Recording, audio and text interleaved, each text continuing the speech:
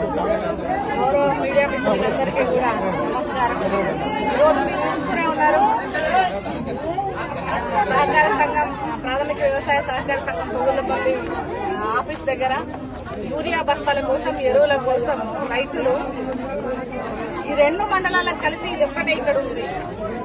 ఎంతో మంది రైతులు 4-5 రోజుల నుంచి ఇక్కడికి వరుసగా తిరుగుతున్నారు, లైన్లలో ఉంటున్నారు. ఆధార్ కార్డు లైన్లో పెట్టడం, చెప్పులు లైన్లో పెట్టడం, సరి అయినటువంటి ఎరువులు లేక సమయానికి మళ్ళీ ఇంటికి పంపించడం, ఇట్లనే మళ్ళీ తిరుగుతా ఉండడు.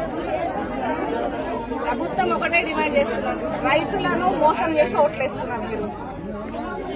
ఇది ములుగు నియోజకవర్గ ఎమ్మెల్యే సొంత మండలం, మంత్రి సొంత మండలం.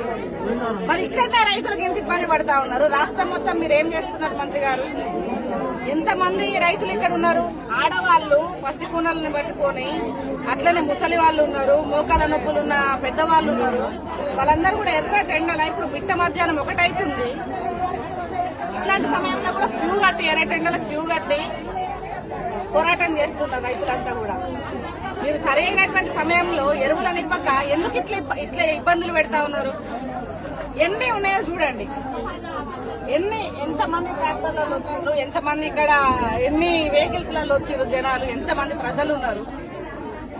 కనీసం ప్రజల యొక్క అవసరాలను కనీసం తెలుసుకోకుండా, సరి అయినటువంటి సమయంలో ఇవ్వకుండా ఇటు ప్రజలను, రైతులను ఇబ్బంది పెట్టడం, వాళ్ళను గోస పెట్టడం. సరైనటువంటి సమయంలో ఇక్కడ నీళ్లు కూడా ఉండవు. కొత్తగూడ గంగారం మండలాలకు సరైనటువంటి నీళ్లు కూడా ఉండవు. అట్లాంటి పరిస్థితులలో వాళ్ళు వచ్చినటువంటి వర్షాధారాన్ని పట్టుకొని నాట్లేసుకొని మొక్కజొన్నలు పండించుకుంటారు. మొక్కజొన్నలు పండేటోళ్ళకైతే దాని ఏమంటారు, ఏంటిది అది, బోనస్ కూడా ఉండదు. వాళ్ళని కూడా ఇబ్బంది పెడతా ఉన్నారు. సరైనటువంటి సమయంలో మీరు గనక ఎరువులు ఇచ్చేది ఉంటే రైతులు గోసపడరు.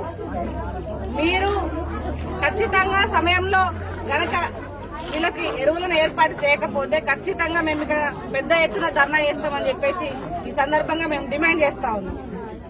ధన్యవాదాలు.